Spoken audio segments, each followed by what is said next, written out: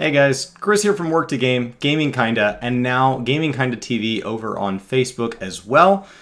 That means that if you are watching this, it is October 13th or later, so I can finally share everything we learned from the media tour, but I do have a couple of disclaimers. First of all, Yoshi P opened his statement to us by saying a thank you to the medical staff over the last few years, and I would like to echo his thoughts. You've been asked of a lot in the fight over the last few years, and if 14 can help be a way to connect with friends or relax after a long day, then I am happy that I can share what we now know about Endwalker coming up very soon, and the devs hope that in some small way that can be a thank you and a place for you to enjoy and appreciate all that you do. Second, a disclaimer about the content itself. We were given brief access to a development build of Endwalker. Any footage I used from this time is development footage and will be labeled as such. Any of this is subject to change, any tooltips, any potencies, anything I show as they put the finishing touches on Endwalker may be subject to adjustments. Now, when I look at the things that affect all of the tanks, during the Job Action Live Letter, a statement was made that defensives used at optimal times by main tanks and even off tanks would benefit the tank. I didn't see this directly in the content that we were allowed to try at the media tour, but it could possibly refer to a change in how mitigation is used in encounters by making mitigation windows more meaningful or just making things hit harder. We didn't get a chance to do a lot of level 90 content, and so we'll have to see what that means. This statement still rings around in my head the way it was stated. Do jobs, just the way their changes in mitigation work? We've seen changes to things in the past, and I hadn't heard a statement quite like this for past expansions. So either I'm misremembering the way they've always presented these changes in the past, or I'm just not understanding quite yet what this means in how this is drastically different than any other time we've added or changed defensives moving into an expansion. The second statement was that ranged abilities no longer break combos for tanks or melee jobs. This is massive. Having tried every single job during the media tour, I can tell you that if I broke a combo, I now knew for a fact it was my fault.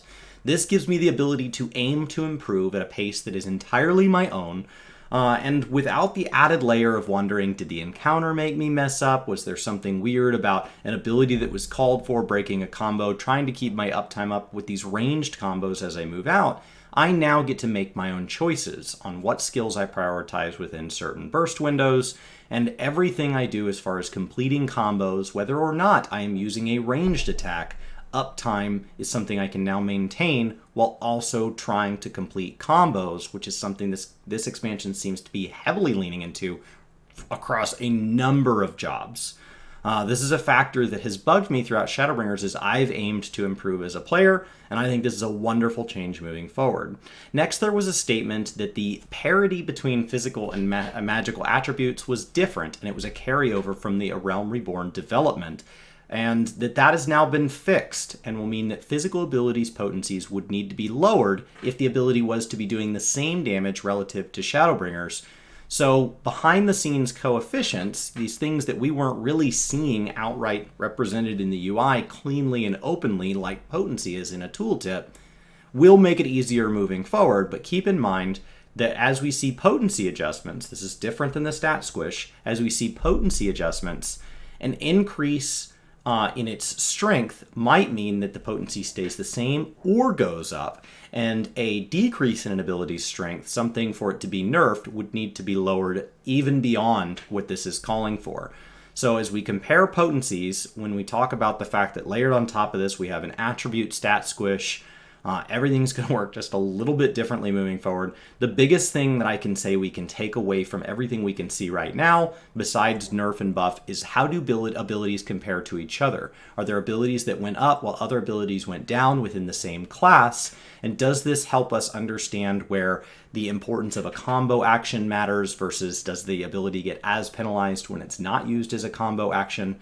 And that'll give us more of their mindset moving forward. And then, of course, as we see, theory crafters get into actual rotations, that will help us understand what this means as far as the way we play. And all of that will be useful when we get into the context of the game itself this November.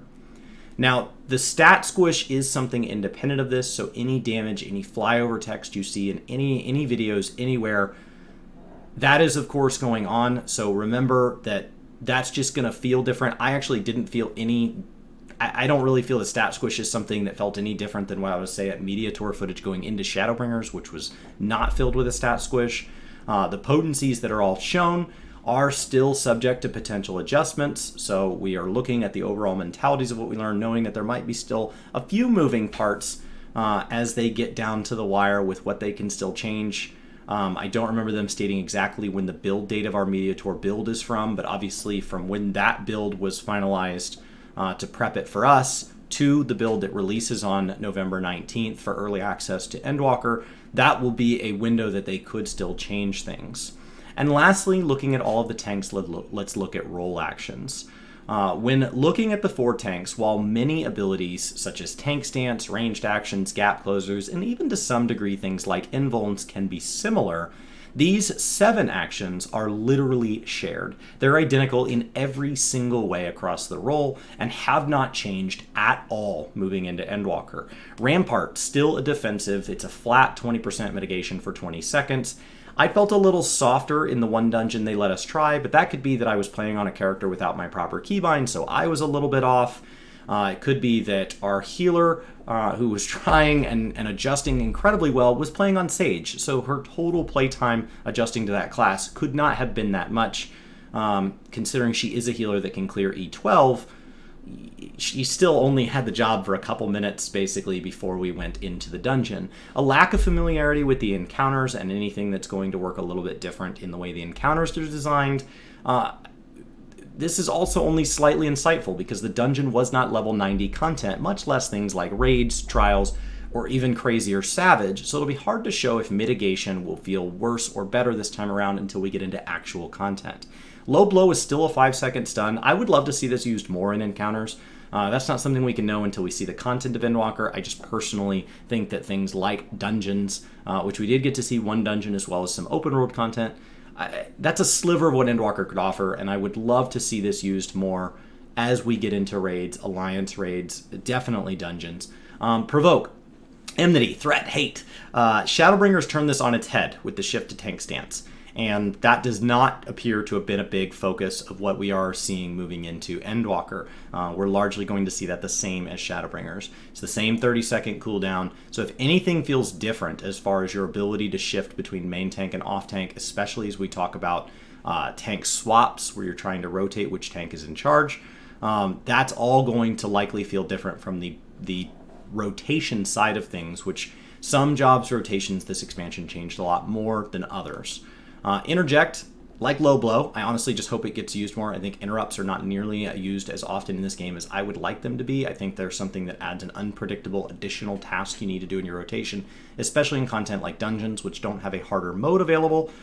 Casual beginner players would just get hit by it. No big deal. They just have to pull slower because they're getting hit by extra stuff. Players that are willing to optimize that a little bit have one additional thing that they can practice doing. Knowing that dungeons are also something that we regularly outgear, we regularly don't need the gear from, and we're running them for roulettes to get tomes, this would be something that I think would add a lot of variety to dungeons. Just stuns, interrupts, things like that would be more intriguing in my mind. I don't see anything here saying that interject is going to be used any differently than it is now. Now, reprisal has not been changed at all, but is honestly just a god-tier ability. So if this is your first time hearing of reprisal, please use it, starting now. It doesn't matter if it's still Shadowbringers, use it. Endwalker tanks will be able to pull faster. Our ranged abilities, my warrior ranged ability got further. Gap closers on everybody but warrior went up to match warrior's 20-yard range, as well as almost all of the other jobs are getting something to help with movement. So we could very easily see tanks moving into double or triple pulls restricted only by the walls that dungeons put up. And this, when you get a big AoE pull in, reduces all nearby enemies by 10%. So it's just a flat reduction in damage. And you pair that with arm's length. It hasn't changed as well, but it is also an incredible thing for AoE pulling. It is likely the most understood ability in this section for new tanks or players coming over from another game who are simply misreading the terminology. In raids, this is usually used for anti-knockback, so I think we have that pretty well in hand as a community. It, however, works very similar to reprisal in dungeons when you pull big. It adds slow to enemies. In 14, the ability to reduce somebody's speed from movement is called heavy. Heavy gets placed on you, heavy gets placed on a mob, whatever. Heavy is what adjusts the movement speed. But if you are looking at swing speed, this is what slow means. And so when you have a lot of guys swinging at you repeatedly, this slows down how often they swing, which is going to reduce the number of times you're getting hit per second in these big pulls. So that's arm's length is still an incredible thing to use in dungeons. It's just you're not using it typically for the anti-knockback. You'd be using it for this ability to slow down how often a bunch of little guys hit you. Lastly, Shirk. Didn't change. I've never really needed this ability outside of Savage or Extreme, so unless the tanks are having to swap back and forth who's main tank in a tank swap mechanic, it's not an ability that I see typically used very much. It doesn't seem it's changed, so until we can get Savage, we won't really know how it feels switching threat versus this expansion. Obviously, everybody's learned to manage to clear all the content just fine. And that's the role actions. So nothing crazy for how this is going to impact any one of the tanks, much less all of the tanks. But I don't worry for individual tank changes being something that's going to feel like you don't know how to play your tank. We don't yet know everything that's going to feel different from playing Shadowbringers at level 80 versus Endwalker at 90. But as a general rule, I think when we look at the tanks as a whole, I don't see anything here in the broad category of tanks that's going to drastically change the way you play. It's mostly going to be in the individual changes that change your rotation, where you feel that your identity shifts any at all per tank. So with role actions out of the way, let's dive into Dark Knight specifically. First, we're going to talk about what did not change. Then we're going to talk about what got weaker. Then we're going to talk about what changed. That means it just works differently or it actually got stronger. And lastly, we will talk about what is new. What did not change is that I would like to note before we get into this, there is a trait at level 84 that is going to increase some potencies for base level skills.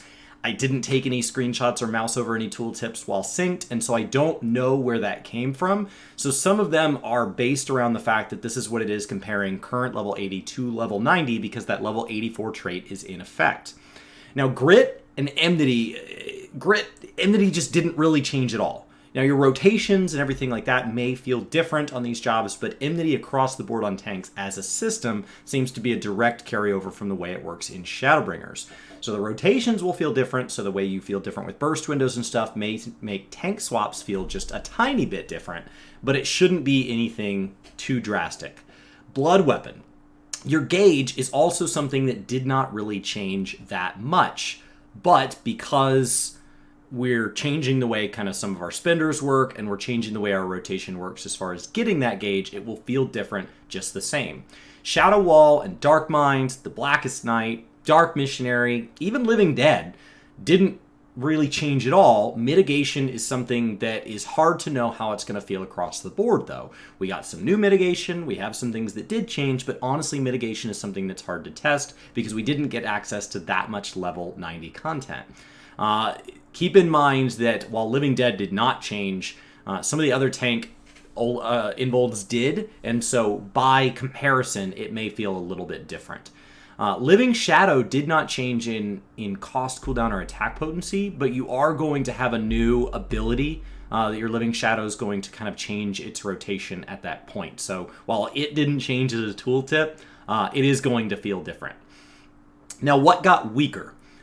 Unleash now does 120 instead of 150. This is a 20% drop, which is kind of the high end of standard drops across all of the skills. But keep in mind, we are adding some AoE elsewhere. Carve and Spit from 450 down to 360, another 20% drop. Blood Spiller from 600 to 500 is almost 17%. Quietus from 210 down to 200 that's a much smaller percentage drop. And Stalwart Soul stayed the same as a non-combo, but as a combo, went from 160 to 140, which is a 12% drop.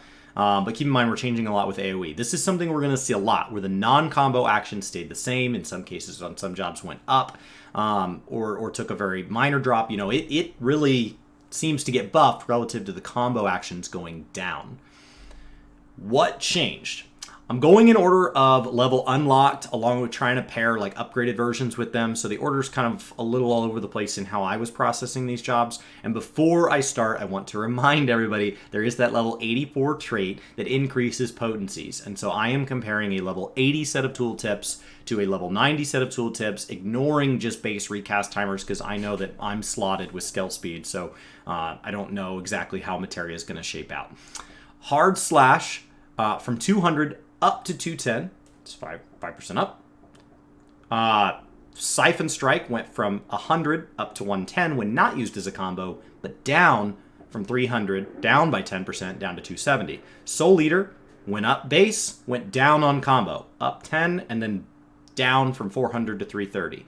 This means your base 3-part combo went from 900 to 810, so it is a 10% loss on base combo, keeping in mind that physical abilities were expected to get a potency drop compared to magical abilities because there was a back-end set of coefficients from when they first built A Realm Reborn, and physical needed to be brought up, which means that all the potencies have to go down to do the same amount of damage. And so some of these minor drops, they did not tell us what that percentage drop was, but just keep in mind that that's not going to be atypical across physical jobs across the board.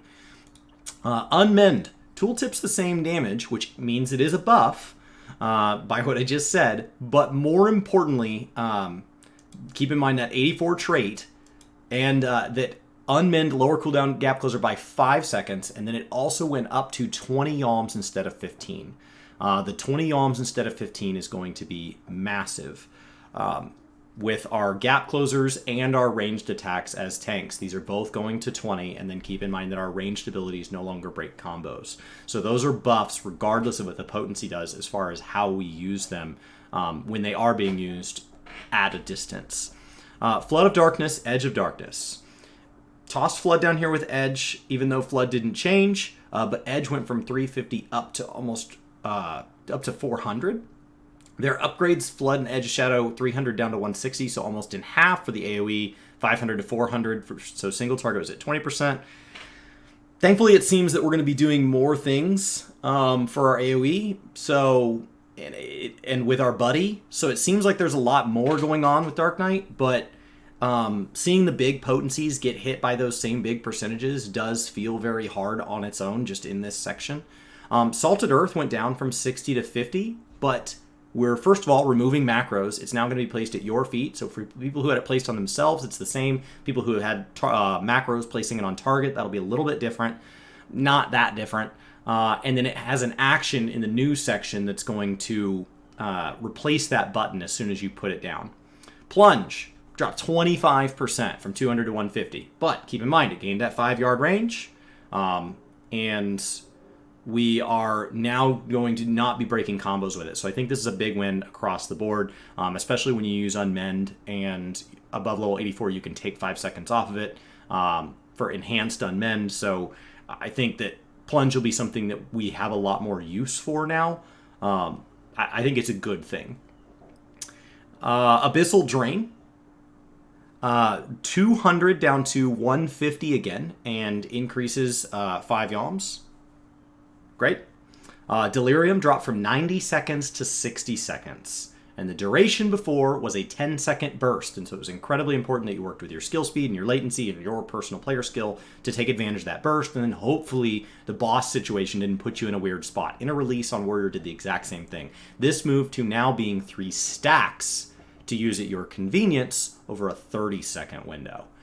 So that's a drastic change. Now let's talk about what's new.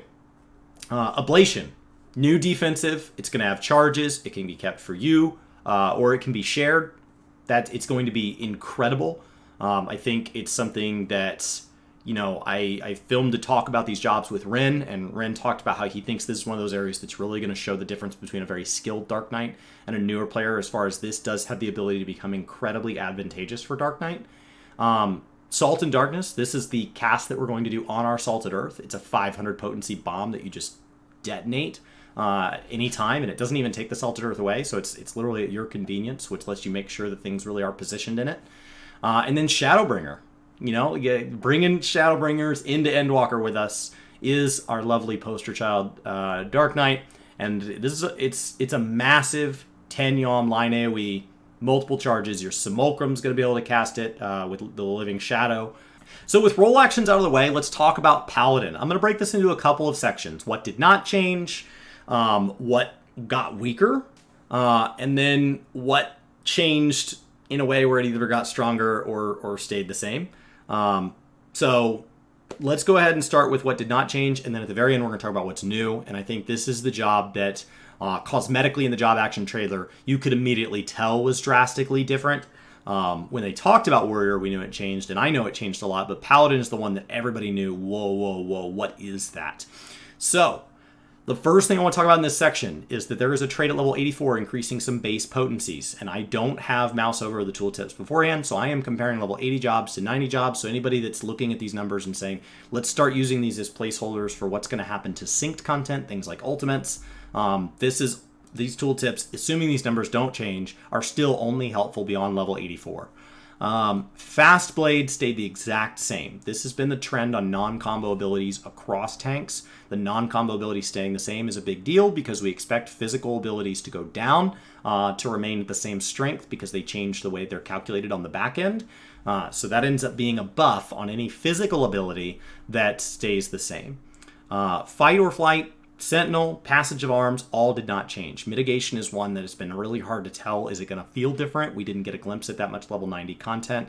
So that'll be something that we need to see trials, we need to see raids, we need to see alliance raids, we need to see savages to know how mitigation really feels. Sheltron stayed the exact same, but we're going to get something new in the new section at level 82 that's going to replace it.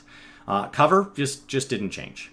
Hallowed Ground did not change, but do note that all tank vulns are now 10 seconds. And so, by comparison, it is going to be something that invulns are going to feel a little different. We're going to see how encounters respond to that. Enmity across the board just didn't really change. Enmity is something that we expect. I mean, tank stances stay the same. Enmity feels the same, but the rotations are going to be what changed. Now, what got weaker? Total Eclipse dropped from 120 to 100, but Paladin received a fair bit of changes, so on this own, this could be a win. It's hard to say. Remember that physical skills are the things that got hit harder than magical, so with this job, just keep that in mind, because it is a job that kind of balances that line. Prominence stayed the same base, but with the combo portion, it went down from 220 to 170, making the two-part combo now just 270 instead of 360, which is a big drop. So we'll keep in mind with the new stuff being added, but this is something we're going to see where the difference between non-combo and combo actions is going to get narrower, but then there's going to be more things to reward you for doing your combo action beyond just raw potency, which I think will make it easier to tell when you're doing your job well, as opposed to needing something like an Abacus to tell you how well you're doing. It's like, no, how many times are you getting to cast these big ultimate abilities? Are you seeing, the biggest, baddest sword from the job action trailer on your Paladin the same number of times per fight that I am? Rather than, are you counting up your potency as you cast your abilities? Shield Dash dropped from 100 to 110. It's just under 10% now. Iron Will with the Enmity, this didn't change. Slid this into this section in my notes for some reason, but I will say that rotations are just going to feel different on tanks across the board. Circle of Scorn, both the base damage dropped from 120 to 100, and the dot from 35 to 25. Goring Blade kept the same base damage, but the combo dropped from 390 to 250, and the dot damage dropped from 85 to 65. But note that the Blade of Valor and our big sword finisher is something we're going to talk about at the end here. So just keep in mind, there's a lot of potency still to be added to this job. Clemency took a hit from 1200 to 1000, but we do have other healing elsewhere now. Lots of self-healing on this job. Atonement went from 550 to 420, but once again, it's not the be-all, end-all, so it is a big drop, but it's okay. Confiteor took a massive hit from 850 down to 400. But I am noting all these big hits to get the bad news out of the way, but wait for the news section. It comes back, I promise. What changed? Now I'm going to go roughly in order of what level things unlock and then keep upgraded versions together, but we have a lot to go over here. This is the biggest section. Before I do this, I do want to remind you there is a trait at level 84 that's affecting some potencies, so just note that I am comparing the level 90 potencies versus Shadowbringer's level 80 potencies to the best of my ability. Riot Blade. As with the other tanks, the non-combo went up here, but it went up by a lot, and then the combo potency stayed the same. So Riot Blade felt like it went up a whole lot, up to 170. So if we finish the combo with Rage of Halone, the base damage stays the same, but the combo action went from 350 down to 330, which is just around a 5% drop in the total combo.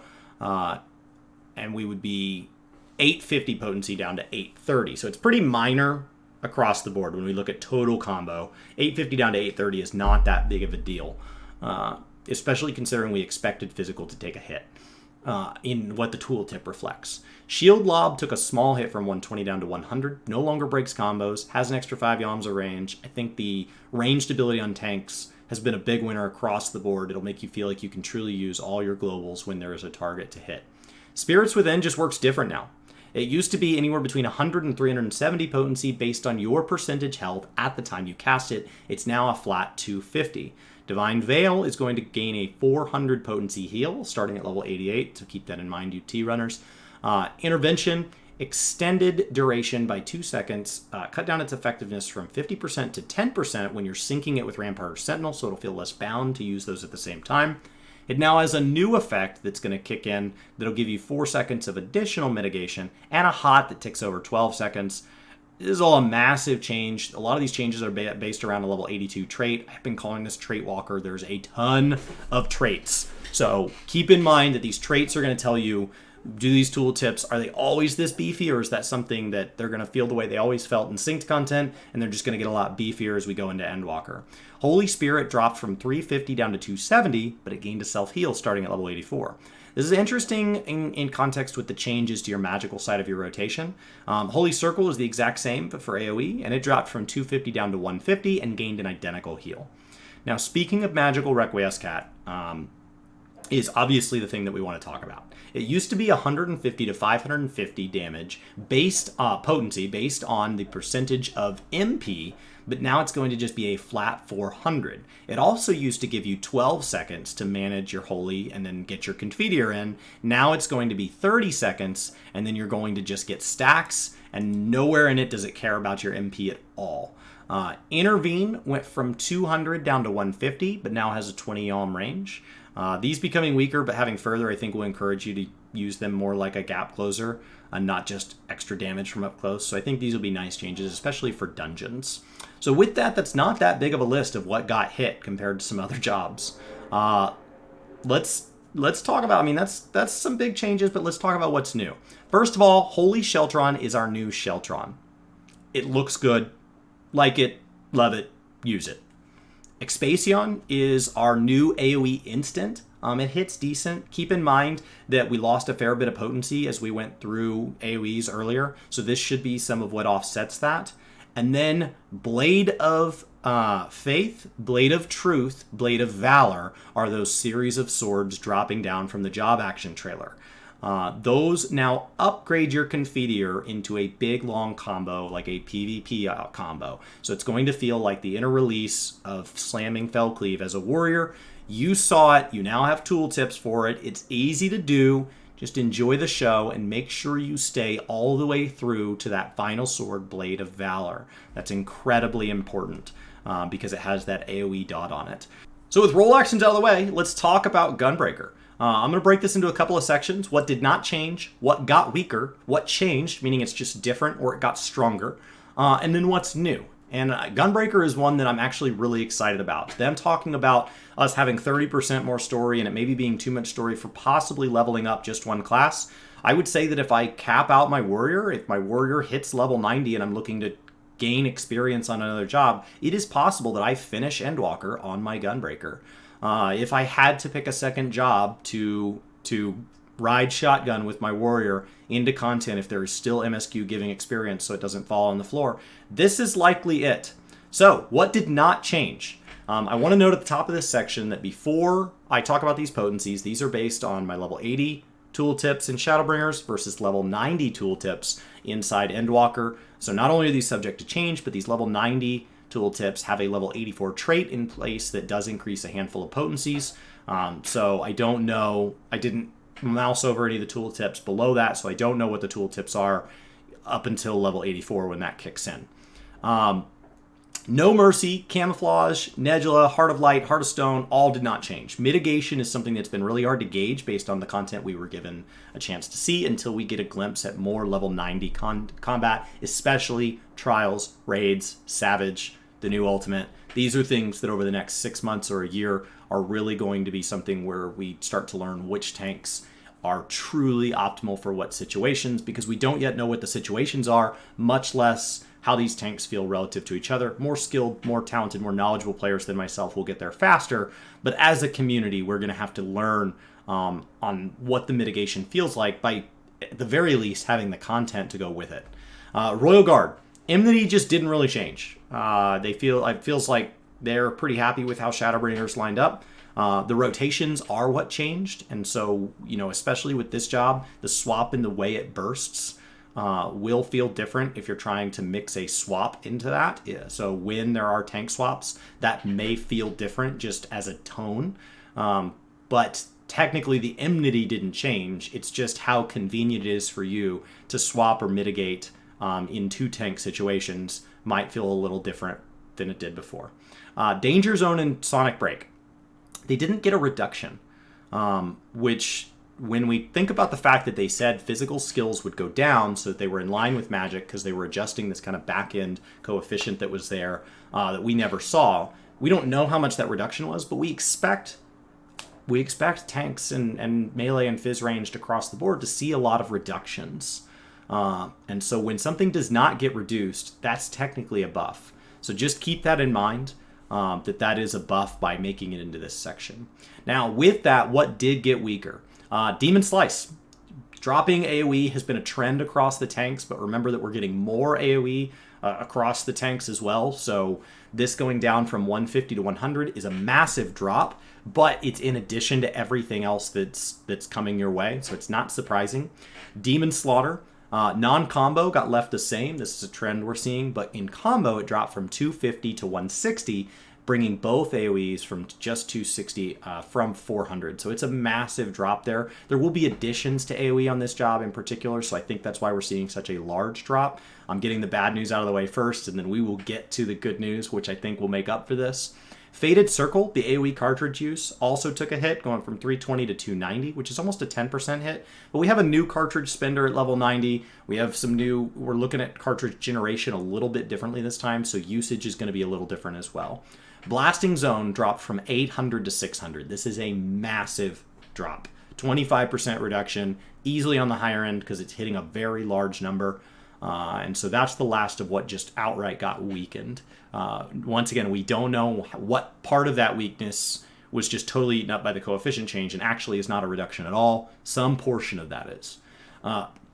What changed is going to be something I go over in order of roughly what level they unlocked, along with trying to keep the upgraded stuff together.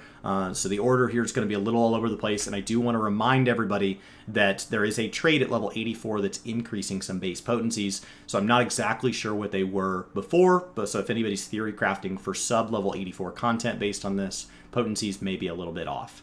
And that's assuming that none of this changes, which we expect it to. Keen Edge went from 200 to 210, which is a 5% increase.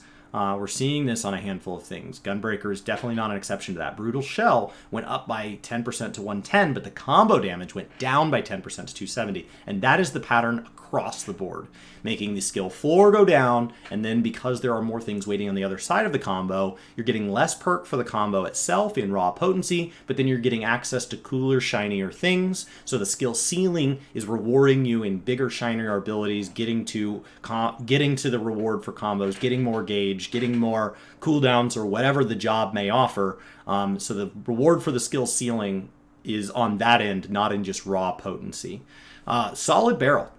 Once again, a 10% increase to non-combo, but with a nerf to combo damage, 400 down to 330. But as a 3-part combo, when not using Gnash and Fang, keep in mind we will add a new ability afterwards, so the total combo is actually getting one longer. But the base combo here we're seeing go to 810 from 900. So it is a 10% drop, but the full rotation context is changing, so just keep that in mind. And honestly, the numbers here are not as important as what's happening to the rotation and what these abilities mean, and I think there's a lot being added to Gunbreaker here. Lightning Shot is interesting that it did not get reduced to other tanks and got a range increase to 20 yalms.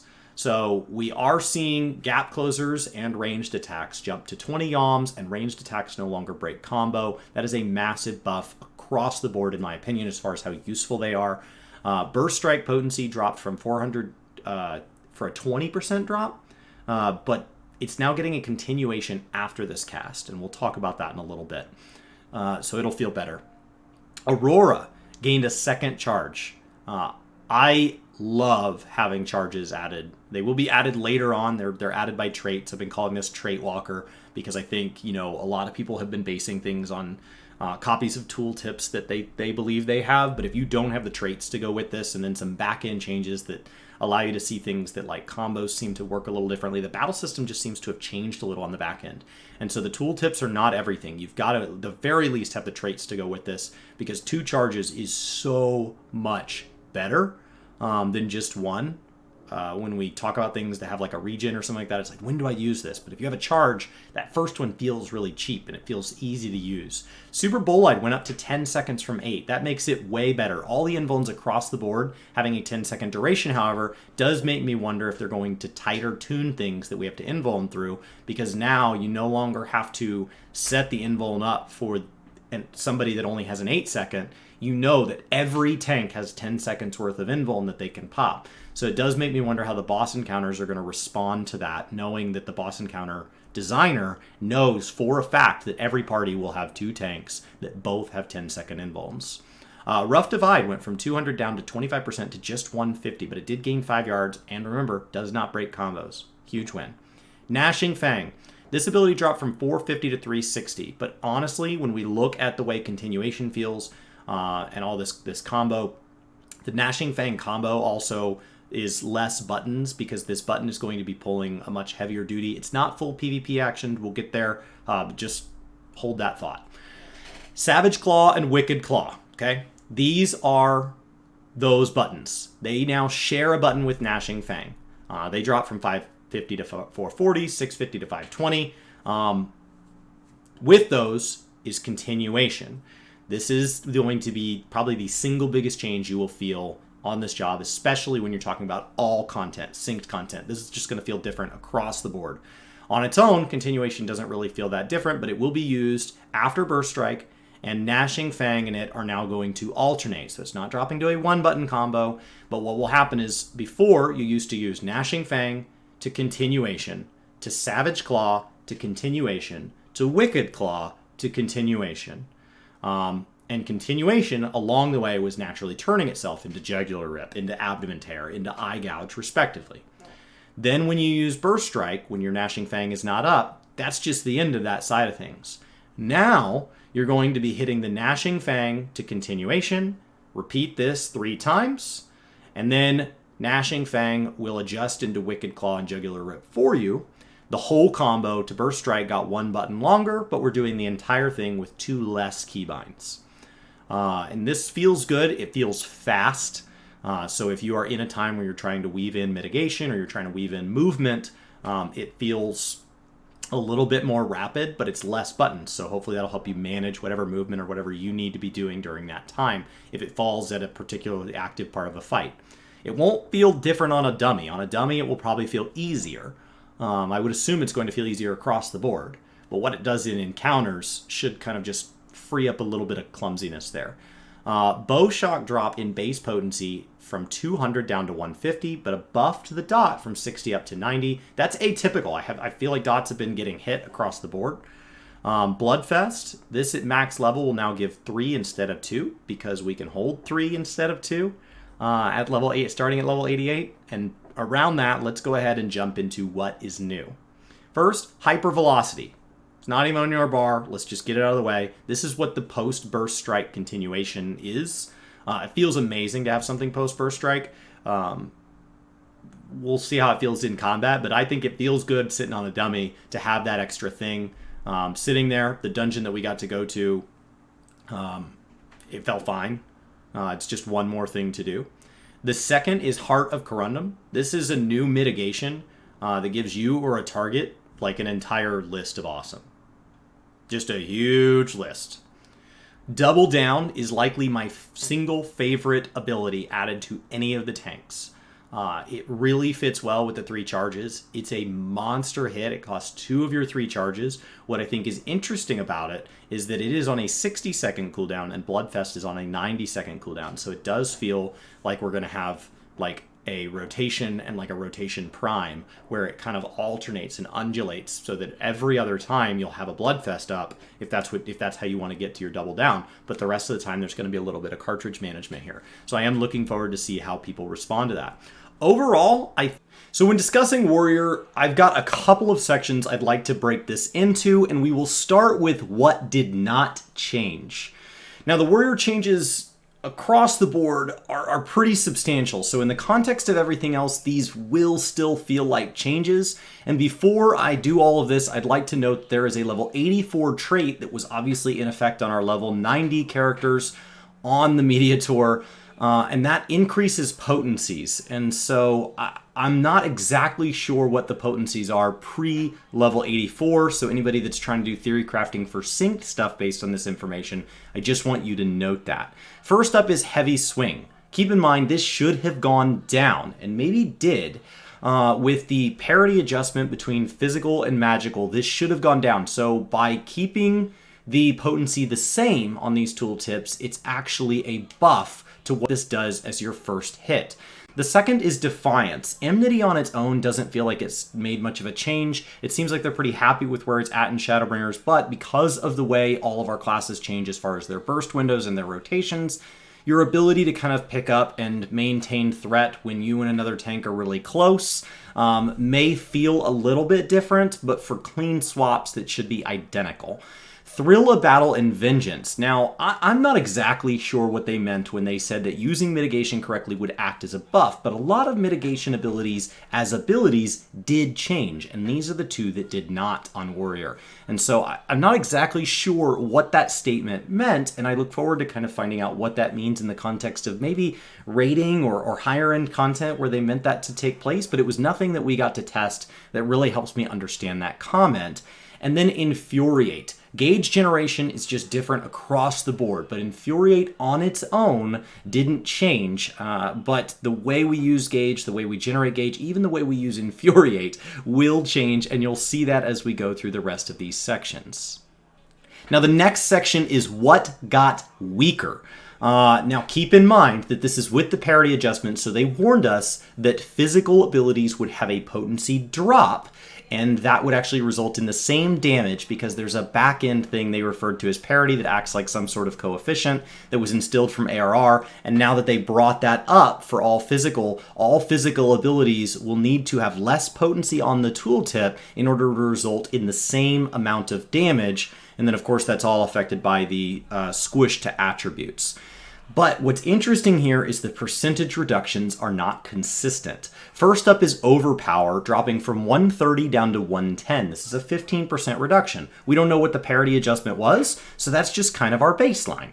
Inner Beast, however, reduces from 350 down to 330, which is only a 5% reduction, and then it gets upgraded to Fellcleave, which drops from 590 to 460, which is a 22% reduction. Now we have an additional new set of abilities on the bar to augment the way we use Fellcleave called Chaotic Cyclone and Primal Rend, so we'll talk about those when we get to those sections, but that's a massive drop for the actual iconic ability that is Fellcleave. Last up is Steel Cyclone and its counterpart Decimate. Steel Cyclone going down by that 22% reduction from 220 to 170, and Decimate going down by nearly as much at a 20% reduction from 250 down to 200.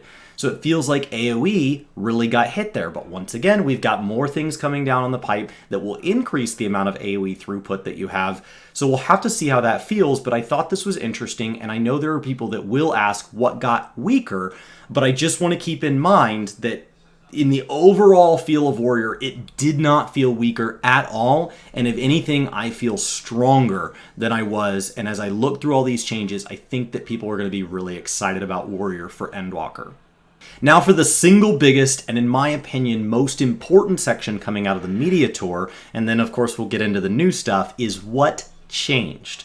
Now I'm going in order of level unlocked, kind of, except I'll pair the upgraded version where there is one, but we have a lot to go over here. Before I do, I want to remind you there is a level 84 trait that is increasing potencies on some abilities, so I'm not exactly sure what the potencies on those abilities were pre-84, because I have only screenshots from being at level 90. Now, MAME went from a base potency from 100 up to 130, but the combo portion of this actually dropped from 320 to 280. That's a 30% increase when used incorrectly, and a 12% drop when used correctly as a combo action. Now, Storm's Path is up from 100 to 120. That's a 20% increase. We're seeing that across Storm's Eye as well.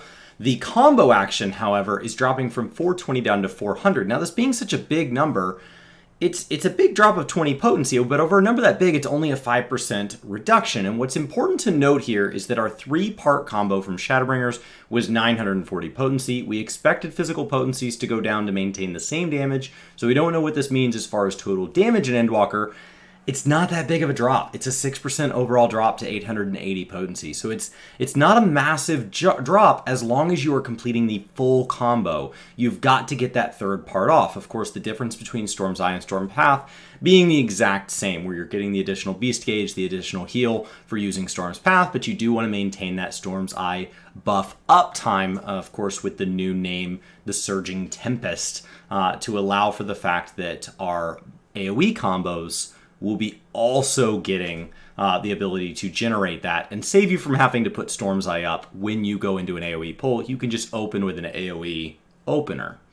Berserk and Inner Release. The cooldowns went from 90 seconds down to 60 seconds. As a result of you using them more often, they're only going to extend your Storm's Eye buff, which has a new name called Surging Tempest, by 10 seconds instead of 15 seconds. Remember, you're going to be doing a lot more of them. And instead of it being a 10-second burst, which was a lot of what drove skill speed, it is now a 30-second burst. But during that 30 seconds, you are going to only get 3 charges, which will make you have 3 Beast Gauge costing actions for free.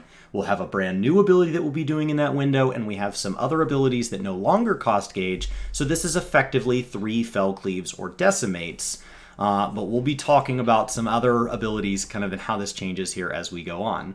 Now, Tomahawk, the potency plummeted from 140 down to 100, but honestly, I think it's still a net win because it no longer breaks combos and can now be used at 20 yalms instead of 15, meaning you are likely to use more Tomahawks per encounter, so I don't really care about the 40% nerf here. It's honestly just a net win because it's more Tomahawks. Focus more on uptime. More. Holmgang is by far one of the things that's going to make Warrior just tell every other tank to sit all the way down. Duration extended from 8 seconds to the same 10 seconds as everybody else. We're not seeing any downside to that. That's just a straight up buff. Now, Mithril Tempest, the AoE combo ender, now is going to be granting that Surging Tempest, but also noticeably has a 25% drop in potency. And so seeing the AoE potencies drop across the board, this is pretty big because this means your 2-part AoE combo was a full 330 before for just 2 parts, and that dropped all the way to 260, which is right around that like 21% as a drop. So it's a lot bigger than its single target counterpart, but I will say the counterpoint to that is that in the next section, we'll go over the fact that we are adding new ways to drop AoE into your AoE total rotation. So your 2-part combo is simply going to be one component of that. We are adding whole new potency in the next section where we talk about the new abilities. Raw Intuition, this will be replaced with a level 82 ability in the next section. So a lot of the change around this is geared towards what that means in the next section, but I wanted to note it here. Equilibrium, now in addition to the 1200 potency, will also grant a 15-second heal over time at 200 potency, beginning at level 84. Onslaught is now free, and at level 80, we are going to go from 2 charges of it to 3 charges of it. You feel incredibly fast, especially in a dungeon where you are trying to change targets in a boss fight, maybe to get out of something, keep that uptime up. It feels really, really good. You've got Onslaught for days. I was a little concerned that they were making the gap closers one more thing that fell to homogenization, But overall, I think this feels like a really good thing and makes me feel like this berserk beast that's just chasing things down. Healers, you just got to keep up. Upheaval.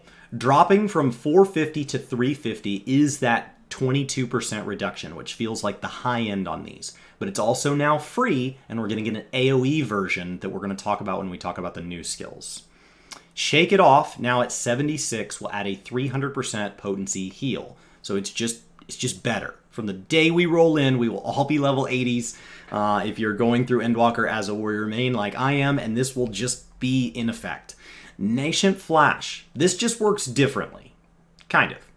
Now it's going to restore health for attacking instead of being attacked, which will help you as an off-tank. Your target will gain health based on this instead of damage received, and then Stem the Tide will now be added at level 82 and level 76, which really only affects people doing T. Now, what's new? We got some new abilities here. Bloodwetting is going to replace Raw Intuition at 82. It's now going to grant the Nascent Flash's Stem the Flow, as well as a 400 potency shield. Orogeny is literally just AoE upheaval. Reminder, these two abilities are free now. You want to be using these every single time they're up. You already wanted to be doing that because it was an efficient use of gauge. Now it's just good. Just use it all the time.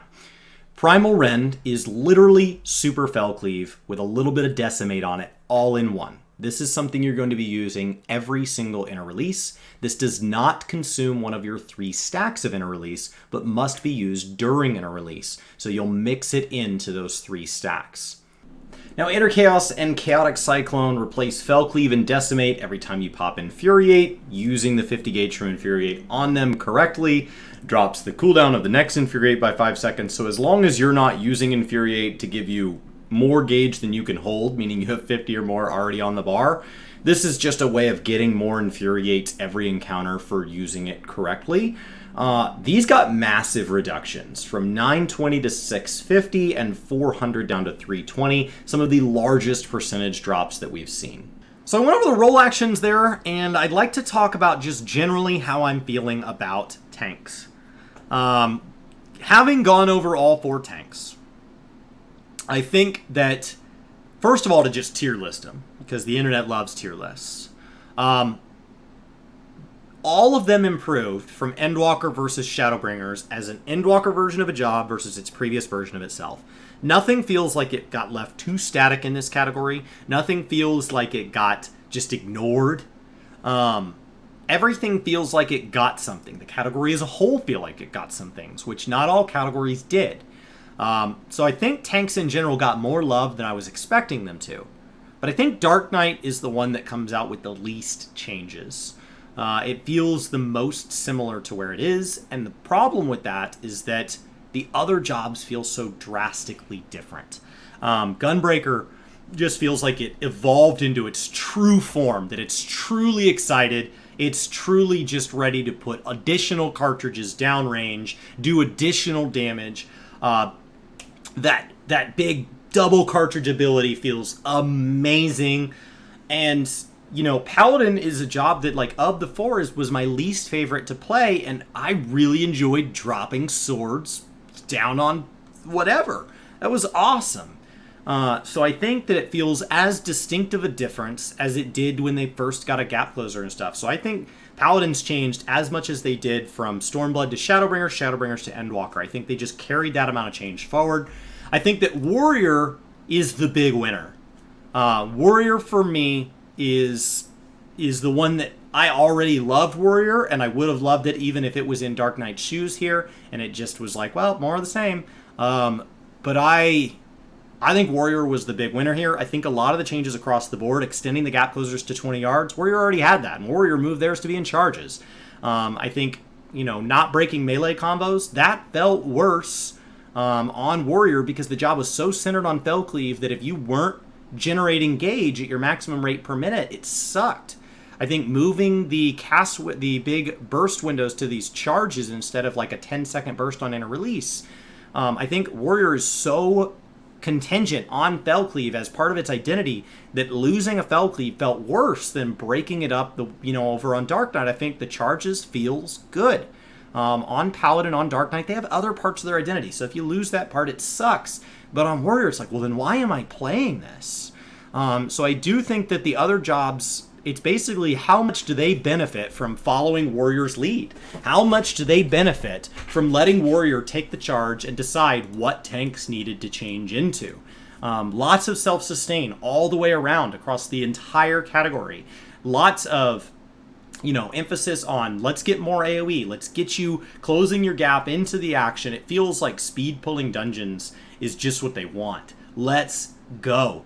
It feels fast, and I think Warrior is going to adjust to these changes really well, because Warrior is also, in my opinion, the job of the set that ages the best when you pull it down into a fair bit of the synced dungeons and trials that show up in your roulettes. Not all synced ranges on Warriors feel well, so if you're trying to take it back into like synced or minimum item level higher end content, Warrior does not always come out on top because it has not always been on top, but it does tend to keep a fair bit of its responsibility if you're just grabbing some tomes. And I've always really appreciated that, as opposed to something like Gunbreaker, that while it feels incredibly powerful, so other people might like having a Gunbreaker down in a synced dungeon, like I don't like running synced my leveling roulette on a Gunbreaker. I'd rather get my tomes on a different job, even if I'm going to spend them on my Gunbreaker.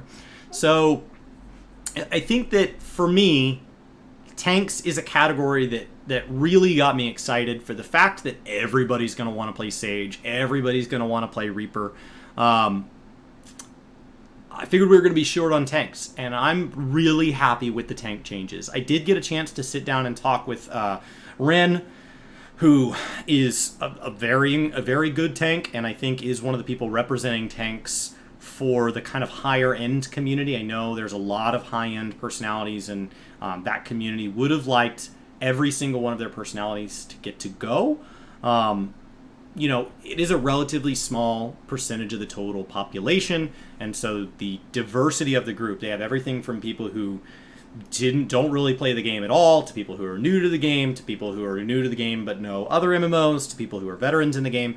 I do think Ren is one of the people representing that, so I encourage you to go watch his coverage on any and all tanks he has to talk about, and I'll be airing him and I talking, because he knows what he's talking about, and I'm a lot more just of a generalist, and so we had a great conversation on all four tanks, and I think each of the conversations actually hits on some big generalities of the tanks in addition to the tank itself, so try to stay for all 4 or 5 videos. I'm still editing these, but I think the Warrior one may have to break into 2. It's very long.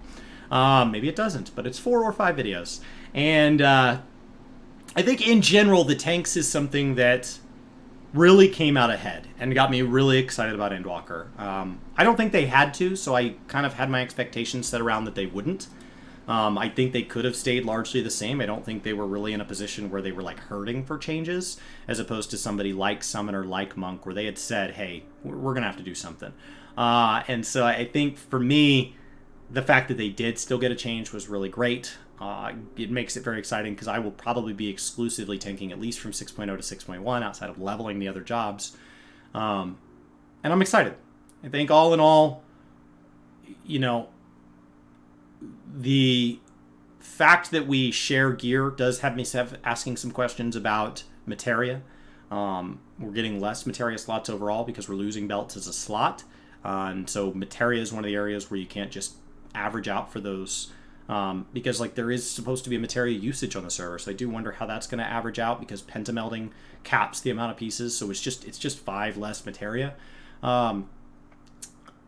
Is it less raid tokens? Is it less weeks to gear up all the tanks? Because they do just share one set of gear as opposed to something like Melee. So, how does that work? So as a tank, I have some other just more general expansion questions. I'm looking forward to, is there something updating with the tank mounts? Are they going to have to do something to encourage people to continue to tank, as we have a lot of people interested in going healers? I don't know. I don't know what that looks like. I don't know what we need to do as far as the changes surrounding tanks, the logistics of tanks, but the actual act of tanking itself looks like it's better than ever before. I would have loved to see something tackled with tank stance. I don't really like tank stance as a concept. I think that the Warrior adjustment of, I think moving all of the gap closers, moving all the ranged abilities, moving all the invulns to be more identical, It does allow them to design more consistent encounters that can be more of a test of a tank and not have to restrict each mechanic to the weakest of the tanks versus that mechanic. But it's the definition of homogenization. So I think they are very likely going to be very, very balanced, because if anything, they feel more homogenized than ever before. So the balance does mean that if one of the particular flavors of tank is the one you are most attracted to, go play that one. I don't see anything here that says that any of the tanks are going to be something that would draw concern. And I'm excited to see more warrior tanks in general. I'm excited to see more tanks have things they can do as off tanks. And I'm interested to see what the purpose of all this extra movement and extra mitigation and what the purpose of that is. Are healers going to be expected to do more damage? They've got these 1.5 second casts. Are they going to be just kind of trying to heal with off globals as much as possible and mostly be a green DPS moving forward? And if that's the case, are warriors going to be expected to take care of themselves when things aren't truly tank busting them or something like that? A little bit more often, especially in normal content. So, I have some questions with how the kit changed, what that means for the mechanics, but nothing can answer those questions except it being November, except us playing Endwalker. So I think it's an exciting time to be a tank, but mostly at this point, it's just November is still so far away. That's all it is. That's where I'm at.